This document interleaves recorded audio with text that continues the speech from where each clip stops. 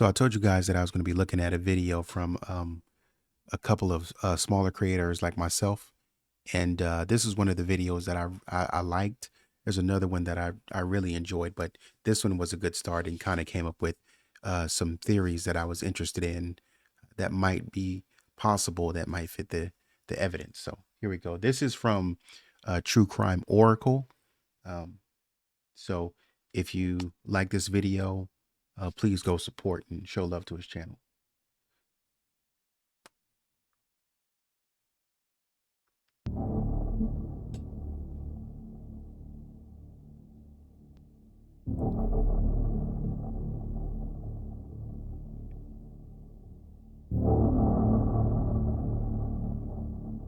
Not more than an hour after Officer French had searched the basement, Fleet White also searched the basement. These two searches would have occurred approximately between 6:10 a.m. and 7 a.m. on the morning in question. For Officer French, it would have probably been around 6:10. But if I understand it and remember it correctly, Fleet White didn't show up till 6:20. And then they said he immediately went down to the basement. So Officer French showed up around 5:55. And I think Fleet was the first of the families to come, I think. Either it was Fleet and Priscilla, or it was the Fernies. So Fleet didn't show up till 6:20. And so he probably would have went in and maybe briefed with John just a second and went down at about 6:25, 6:30, I think. During police questioning, White would also claim that he actually opened the door to the room where JonBenet's body was later found. During questioning, the police pressed White on what he saw when he opened the door. White claims to have not been able to locate the light switch, and that he could not see inside the darkened room. Here is a still image from a video recording of the Ramsey's basement. The image shows the light switch here. So we know that these right here are the stairs coming down the basement. These are the stairs. If you go right here this way, if you go over this way, this is going to be the hobby room, the train room, and then you go out to the storage. But coming down this way, right here, I think over here, I don't know what's right there, but anyways, right here about somewhere, I think this should be like a little whatever, but this should be the boiler room, maybe right here, going into this way. And then right here, I guess we're inside of the wine cellar. And you remember John's bags, where his golf bags were found right here in one picture, but in the other picture, they were right up against this little wall right here. So although the light switch is slightly higher than most, it seems that it would not be too difficult to find. Even with this being the case, we really have no reason to doubt any of White's testimony. Note, Fleet White would later become skeptical of the Ramseys, and was critical of how they were not cooperating with police. If White's testimony is accurate, a question arises. If White did open the wine room door, could he have been able to see, at least the white blankets, that were wrapped around JonBenet's body? Even if he did not turn on the light, would any external lighting have illuminated the room? right. Here is a video of the wine cellar room viewed from its doorway. The lights are not on in the wine cellar room itself, but there seems to be external light illuminating part of the room. If this was similar to the view that Fleet White had on the morning in question, why did he not make out the wrapped body of JonBenet? The accepted explanation is that the room was just too dark, and White did not see the body that was literally feet in front of him. I want to make a point here. I don't know how many of you guys follow True Crime Rocket Science, and I don't know how long ago this was, but he did a video on this Dark little and tidbit White. right here, down here. Well, let me move myself to the other side so you guys can kind of see what I'm talking about. but he did this little tidbit right here. He did a video asking, basically, if you go in his videos and you look at, he's asking, how did Patsy's tote get here? And that is an excellent question. When you piece together this evidence, that is an excellent question, because this is Patsy's art tote that if we think about, let me find it. If you remember, we talked about Patsy's art tote being right here. And that's why that's important, because we talked about it being right here, but we also showed that, you know, if you look at the top, these paintings right here, if you look at this painting, so Patsy's art tote is right here, but if you look at these paintings, you could make out the paintings right here on top. And I'm showing you right here.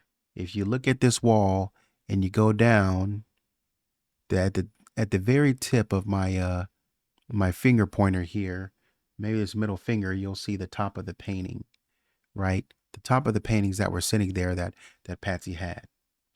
And what's funny, as we talked about before, is that, you know, Patsy's painting, if you compare this right here to this, you can tell these are in the same area. And so this was moved, right? So trying to understand, how did that art tote that we're talking about get in here, which is the, you know, let me go back to the art tote that was found out here. How did this move inside of the wine cellar? And then subsequently, these golf bags that were over here, and as you see this paint tote, how did these get moved over here, from here to over here in front of the wine cellar, while we see the paint tote inside the wine cellar? That's what's funny. Thus, when we take a look at this and we look down here at this tote, we continue to ask, how exactly are things moving around like this? So,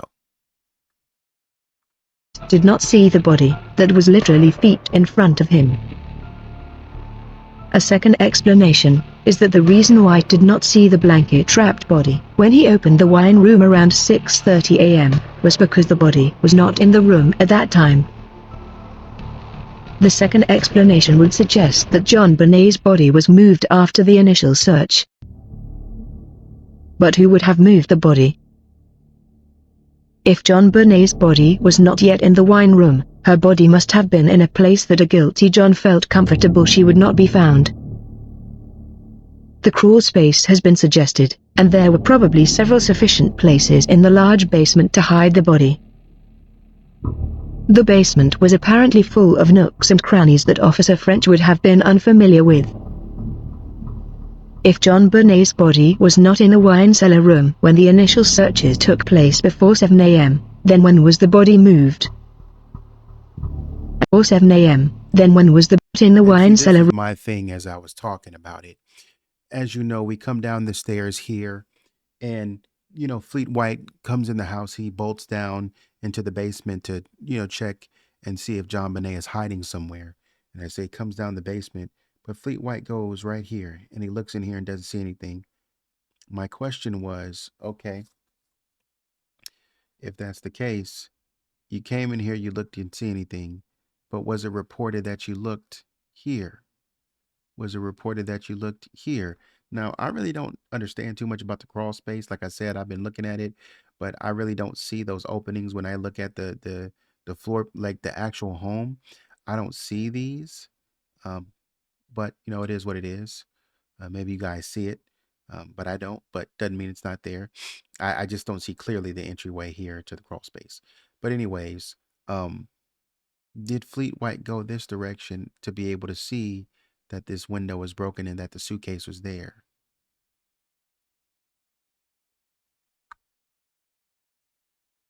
Room when the initial searches took place before 7 a.m., then when was the body moved?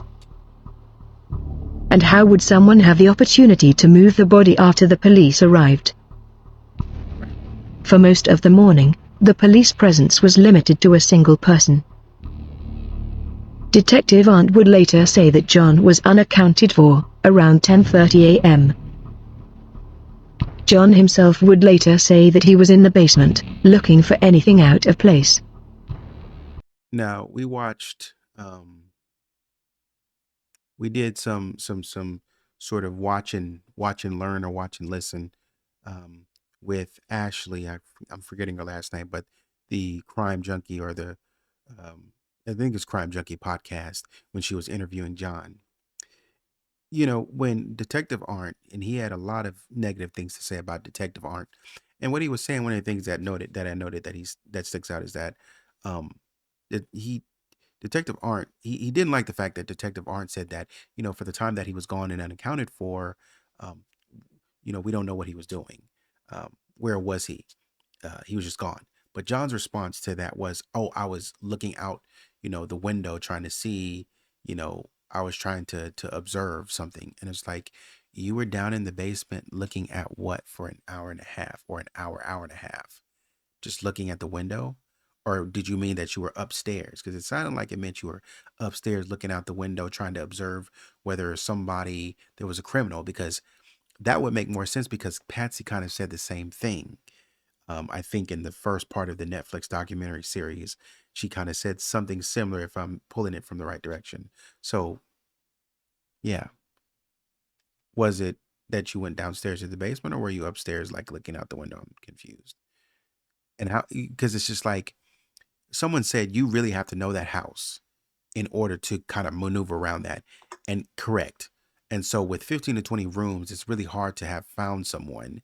So somebody who knows the home could have went somewhere, and knowing that Detective Arndt is upstairs, she's just standing there for an hour and a half, not able to. And John said, "Well, I left Patsy because Patsy was in good hands. She was about to throw up, but essentially, never mind that. Who cares? She's taken care of by her friends. I'm gonna go move on and do something else." Didn't explain to anybody what that was. Didn't come back and report anything. Just went up there. Just went in to find whatever he wanted to find. Didn't come back and report to Detective Arndt. Just went up there, and then Detective Arndt was like, "Hey, why don't you go find something to do?" And then he went right back down to the basement. Is it possible that John moved the body during the time he was unaccounted for? According to Detective Arndt, John acted more nervous after he returned from the basement. Detective Steve Thomas believed that an innocent John had discovered the body at this time, but chose to protect Patsy. Although the real explanation for Fleet White's failure to see JonBenet's wrapped body in the wine room will never be known for certain, the chance that the body was not in the room yet is an important possibility to consider.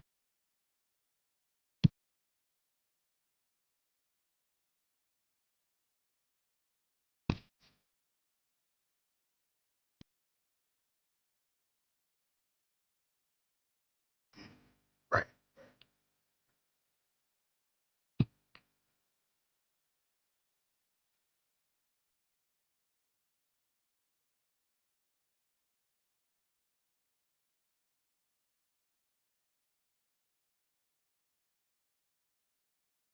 So that's the video. Like I said, man, that was to me that was a pretty interesting video, particularly when you're asking, did John move the body? Is it possible that John was moving or shifting the body around to different places?